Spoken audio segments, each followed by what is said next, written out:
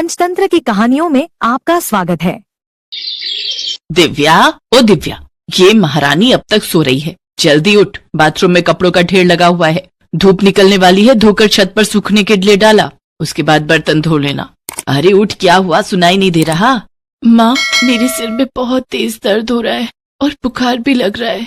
पूरी रात ठंड लगती रही।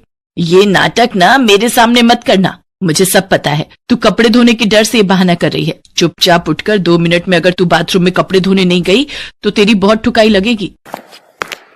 माँ, मैं कितनी देर से कंघी लेकर घूम रही हूँ। मेरी चुटिया बना दो, मुझे स्कूल जाने के लिए देर हो रही है। आई मेरी बच्ची, अभी थोड़ा सा रुक, मैं तेरे लिए पहले गर्म दूध लेकर आती हूँ। गर्म दूध पीना बहुत अच्छा होता है, इससे दिमाग तेज होता है और पढ़ाई में भी मन लगता है। दिव्या और शालू इन दोनों बच्चियों में इसलिए भेदभाव क्योंकि दिव्या ममता की सौतेली बेटी है और शालू ममता की अपनी बेटी है। लगभग 1 साल पहले राजवीर ममता से शादी करके आया था। राजवीर की ये दूसरी शादी थी। पहली पत्नी शोभना के गुजर जाने के बाद दिव्या की देखभाल के लिए राजवीर ने ममता से दूसरी शादी की। राजवीर शहर में काम करता था और ममता दोनों बच्चियों के साथ गांव में रहती थी। शादी के बाद ममता ने दिव्या पर अत्याचार करने शुरू कर दिए। वो दिव्या के साथ हर समय अपना सौतेलापन दिखाती थी, जिस बात से राजवीर बिल्कुल बेखबर था। मैं शालू को स्कूल छोड़ने जा रही हूँ, मेरे आने तक सारे कपड़े धोकर रखना, समझी?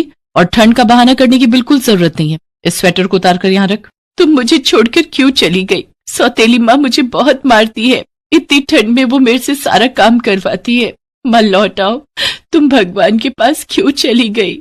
दिव्या घर का सारा काम करती है। वो बुखार में तपी हुई थी, पर ममता को उस पर जरा सा भी रहम नहीं आता। उसी समय दिव्या के पापा आ जाते हैं। ममता, ओ ममता, कहाँ हो? दिव्या और शालू तो दोनों स्कूल गई होंगी। अरे आपने आने की कोई खबर ही नहीं दी। दिव्या बेटा, ये तू क्या कर रही है? मैंने तुझे आराम करने के लिए कहा था ना। देखो ना, ये लड़की भी मेरी एक नहीं सुनती। इसे बुखार था, मैंने इसे आज स्कूल नहीं जाने दिया। मैंने कहा तू आज छुट्टी करके आराम कर ले। मैं शालू को स्कूल छोड़ने गई और ये पीछे से काम पर लग गई। चल छोड़ सारा काम, जाकर बिस्तर पर सो जा। मैं तेरे लिए गरम गरम मूंग दाल की खिचड़ी बनाकर लाती हूँ। ममता, ये देखकर मुझे बहुत तसल्ली है कि तुम दिव्या का कितना ख्याल रखती हो। अगर जरा सा भी तेरे बापू को शक हुआ ना कि मैं तुझे स्कूल नहीं जाने देती बल्कि घर पर तेरे ऊपर जुल्म करती हूँ, तो इसी चाकू से तेरी गर्दन अलग कर दूंगी। चुपचाप आंखें बंद करके सो जा। और मैं तेरे लिए कोई खिचड़ी नहीं बना रही हूँ, पर बोल देना अपने बापू को कि तूने पेट भर खिचड़ी खा ली है। कल की रोटी पड़ी है, वो लाकर दे रही हूँ, चुपचाप खा ले चटनी के साथ। ममता, ठंड बहुत बढ़ गई है। मैं दिव्या और शालू के लिए ये नए स्वेटर और तुम्हारे लिए ये शॉल खरीद कर लाया हूँ। दिव्या ने स्वेटर क्यों नहीं पहना? दिव्या मेरी बच्ची, ये ले, तू ये स्वेटर पहन ले।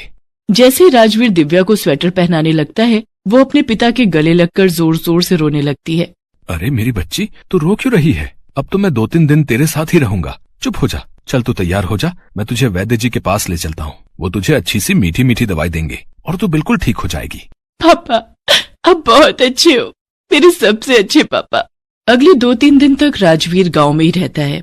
इस कारण ममता दिव्या को कुछ नहीं कह पाती। 2-3 दिन तक दिव्या बहुत खुश थी क्योंकि उसके पापा उसी के साथ रहते थे।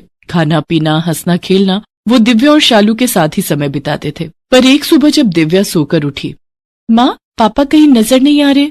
तू सो रही थी, वो सुबह की बस से वापस शहर चले गए। अब तेरे साथ बहुत हमदर्दी का नाटक हो गया। जाकर घर का सारा काम खत्म करके, इतने दिन के मैले कपड़े रखे हुए सब धुल जाने चाहिए। और ये नए स्वेटर मुझे दे, शालू पहनेगी ये नए स्वेटर। माँ, ये स्वेटर मेरे है, मैं इसे नहीं दूंगी। ये स्वेटर पापा मेरे लिए लाए हैं। और मोरी मैया, इतनी गज भर लंबी जुबान, ज्यादा ही स्वेटर पर प्यार आ रहा है। आज देखती हूँ, कड़ाके की ठंड पड़ रही है, पूरी रात घर से बाहर रहेगी और वो भी बिना स्वेटर के। पूरा दिन दिव्या बिना स्वेटर पहने कड़ाके की ठंड में घर के सारे काम करती है और रात के समय ममता उसे घर के बाहर खड़ा कर देती है। माँ, मुझे बहुत ठंड लग रही है, मुझे घर के अंदर आने दो। आप मेरे स्वेटर ले लो, मुझे ये स्वेटर नहीं चाहिए, मुझे घर के अंदर आने दो। माँ, अच्छा, सुबह तो बड़ी अकड़ से बोल रही थी, मेरे पापा लाए हैं, मेरे पापा का लाया स्वेटर मैं किसी को नहीं दूंगी। अब सारी अकड़ निकल गई भरी ठंड देखकर। अब मैं भी जिद्दी हूँ, मैं तेरी कोई बात नहीं सुनूंगी। आज तू ठंड में बाहर ही खड़ी रहेगी। दिव्या ठंड से ठिठुर रही थी। कड़ाके की सर्दी थी। गांव वाले भी अपने घरों में दुब के बैठे थे।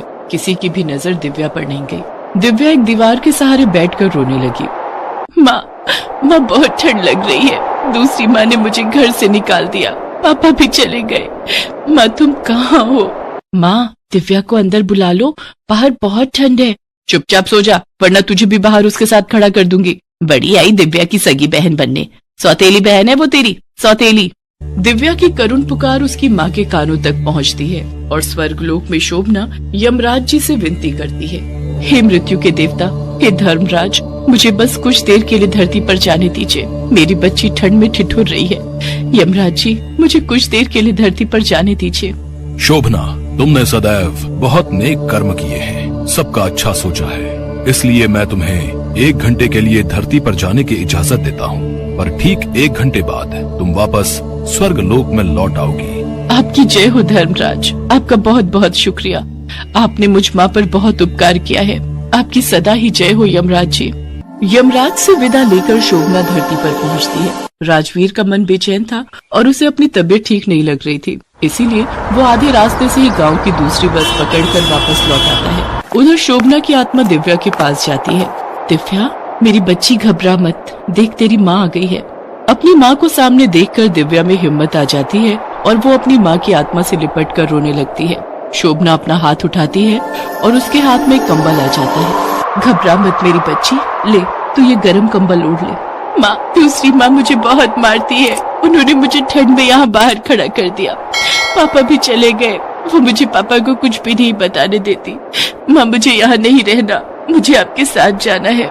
नहीं मेरी बच्ची, अभी तो तुझे इस दुनिया में बहुत कुछ देखना है, तू चिंता मत कर, अब सब ठीक हो जाएगा, तू घबरा मत।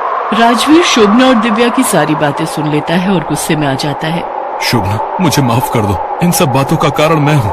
न मैं दूसरी शादी करता और न मेरी बच्ची के साथ आज ये सब होता। मैं ममता को जिंदा नहीं छोड़ूंगा। आज एक माँ की ममता जीत गई और एक पिता का प्यार हार गया। आज तुम्हारी आत्मा अपनी बच्ची को बचाने के लिए आई है और मैं अपनी बच्ची के दर्द को नहीं समझ पाया। धिक्कार है मेरे पिता होने पर। आप तो चले गए थे ना, अब आप कैसे लौट आए? शायद मेरी बच्ची के आंसुओं की आवाज ने मुझे वापस बुला लिया। मैं तुम्हें इस घर में एक पल भी नहीं रहने दूंगा। मैं सब गांव वालों के सामने तुम्हें इस घर से और अपनी जिंदगी से निकाल रहा हूँ। ऐसा न कहो, मुझे माफ कर दो, मुझसे गलती हो गई, मुझे माफ कर दो। राजवीर ममता की एक नहीं सुनता, उसने काम ही ऐसा किया था। अगर ठंड के कहर से बिन माँ की बच्ची दिव्या को कुछ हो जाता तो कौन जिम्मेदार होता। यही सब सोचकर राजवीर ममता को घर से निकाल देता है। अब मुझे जाना होगा, मेरे पास सिर्फ इतना ही समय था। अपना और दिव्या का ख्याल रखना। मेरा आशीर्वाद मेरी बच्ची दिव्या के साथ हमेशा रहेगा। इतना कहकर शोभना की आत्मा वहां से गायब हो जाती है। उस दिन से राजवीर अपनी बेटी के लिए माँ भी था और पिता भी। दिव्या भी अपने पिता का प्यार पाकर बहुत खुश थी। राजवीर दिव्या को अपने साथ शहर ले जाता है और वहाँ एक स्कूल में पढ़ने के लिए डाल देता है। राजवीर शालू के प्रति भी अपनी जिम्मेदारी निभाता है। वो हर महीने ममता को शालू की परवरिश के लिए खर्चे के पैसे भेज दिया करता था, पर ममता को उसने पत्नी का दर्जा कभी नहीं दिया और ना ही कभी माफ किया।